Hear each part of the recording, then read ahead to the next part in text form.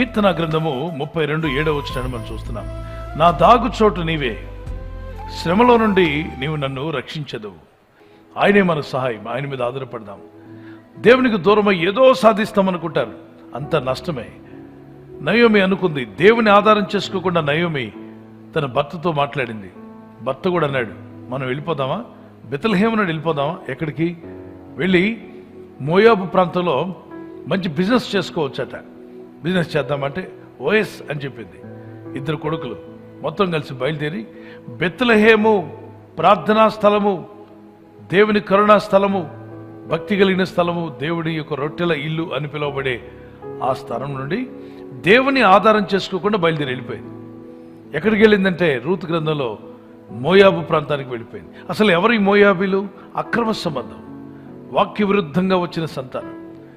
దేవుడు వద్దు అని ఆజ్ఞాపించినటువంటి ఆజ్ఞను అతిక్రమించేసిన పాపం. కాబట్టి లోతు కుమార్తెల యొక్క సంతానం అది. అపవిత్రులై వాక్యానికి విరుద్ధంగా దేవుడు పెట్టిన క్రమాన్ని తప్పించారు వాళ్ళు. గనుక మోయాబీలతో సహవాసం చేయకూడదన్నాడు దేవుడు. మోయాబీలతో మీకు ఏ సహవాసం ఉండకూడదన్నాడు. అయితే మోయాబీ పట్టణానికి వెళ్ళిపోయింది. అక్కడ బిజినెస్ స్టార్ట్ అయింది. మంచిగా పైకి వద్దాం అనుకున్నారు. కానీ సడన్గా భర్తకు ఆపద వచ్చింది. ఆపదలో సంపాదించిన డబ్బు ఉందిగా, డబ్బు ద్వారా హాస్పిటల్కో వైద్యుల దగ్గరకు వెళ్ళి ఎలాగైనా భర్తను బతికించుకుందామని పరిగెత్తింది. దేవుడు గుర్తురాలా. బెత్లెహేములో ఉన్నప్పుడు దేవుని ప్రార్థనా స్థలం, అది భక్తిగల స్థలం, దావీదుపురం లాంటిది. అక్కడ విడిచిపెట్టి ఆ ప్రాంతం దూరంగా వెళ్ళిపోయింది. యేసుప్రభు వారు జన్మించిన ప్రాంతం కదా బెత్లెహేం. ఆయన జన్మించిన స్థలం కూడా బెత్లెహేమే. అక్కడ నుండి కొంత దూరంలోనే మనకు అన్నీ కూడా కనిపిస్తూ ఉంటాయి. అటువంటి స్థితిలో ఈమె దూరంగా వెళ్ళిపోయిన తర్వాత సంపాదించిన డబ్బుతో భర్తను బతికించుకోవాలనుకుని ఆపద వచ్చేసింది. ఆ ప్రాంతంలో భర్త కాయిలా పడ్డాడు, అనారోగ్యం. హాస్పిటల్కి తిరిగింది, వైద్యుల దగ్గరికి వెళ్ళింది, తన సాయశక్తిలా ఖర్చు పెట్టింది. మరి సంపాదించిన డబ్బంతా వృధా చేసింది. లాస్ట్కి భర్త చనిపోయాడు. అప్పటికైనా దేవుడు గుర్తురాలి ఆమెకి. ఏదో పైపైన ప్రార్థన తప్ప నిజమైన ప్రార్థన చేయలే. సరే, కొన్నాళ్ళు పోయాక పెద్ద కుమారుడు కాయిలా పడ్డాడు, అనారోగ్యం పాలయ్యాడు. బ్రతికించుకుందాం కదా అని డబ్బు సంపాదించారు కదా, ఆ సంపాదనతో పరిగెత్తింది. పెద్ద కుమారుడు కూడా దక్కలేదు, చనిపోయాడు. రెండవ కుమారుడు కొన్నాళ్ళు పోయాక కాయిలా పడ్డాడు. ఒక కుమారుడిని ఉన్నాడులే అనుకుంటే అతనికి కూడా అనారోగ్యం వచ్చింది.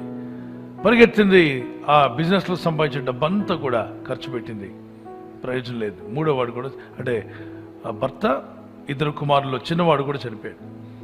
ఎప్పుడైతే చిన్న కుమారుడు కూడా చనిపోయాడో ఆమెకి ఏమీ ఆధారం లేకుండా అయిపోయింది. అయితే ఆ ఊర్లో 2 కుమారులు పెద్దవాళ్ళుగా ఉన్నప్పుడు పెళ్లి చేసింది. పెళ్లి చేస్తే 2 కోడళ్ళు ఇంటికి వచ్చారు.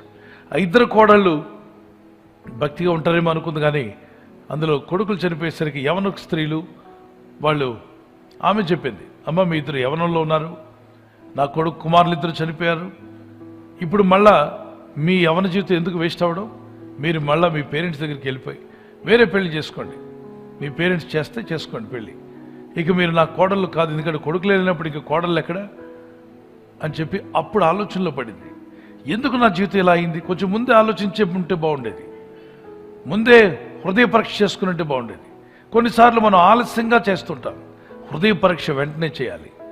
ఎందుకు ఏ కారణం చేత నేను ఈ నష్టాన్ని ఎదుర్కొన్నాను, ఎందుకు ఈ సమస్య వచ్చింది, నా కుటుంబంలో ఈ సమస్య రావడం గల కారణం ఏంటి? కారణం లేకుండా కార్యం జరగదు. ఈ కార్యం జరిగిందంటే దీని వెనక కారణాలేంటో వెతుకు తీయాలి.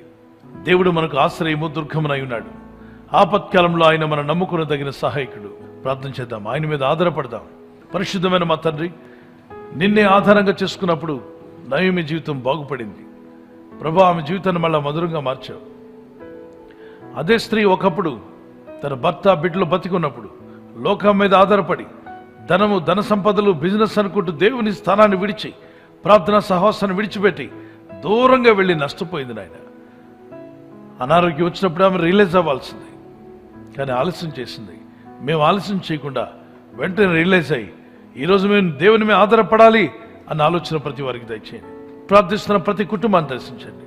ప్రార్థించే కుమారులను, కుమార్తెలను దర్శించు నాయన. నీ మీద ఆధారపడ్డ వీరికి నేర్పండి.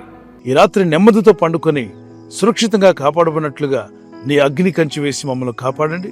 మీ చిత్తములో కొనసాగే కృప అందరికీ దయచేయమని యేసుక్రీస్తు ప్రశస్త నామములో వీరందరికీ చక్కని నిద్ర దయచేసి తెల్లవారు లేచి కృపను మాకిమ్మని క్రీస్తు నామములో అడిగి వేడుకుంటున్నామా పరలోకపు తండ్రి. ఆమేన్, ఆమేన్. ఈ వాగ్దానాన్ని మీతోనే ఉంచుకోకుండా లైక్ చేయండి, షేర్ చేయండి. అనేకులు ఈ యొక్క ఛానల్ సబ్స్క్రైబ్ చేసుకోమని తెలియపరచండి. సబ్స్క్రైబ్ చేయని వారు కూడా సబ్స్క్రైబ్ చేయండి. Good night. God bless you.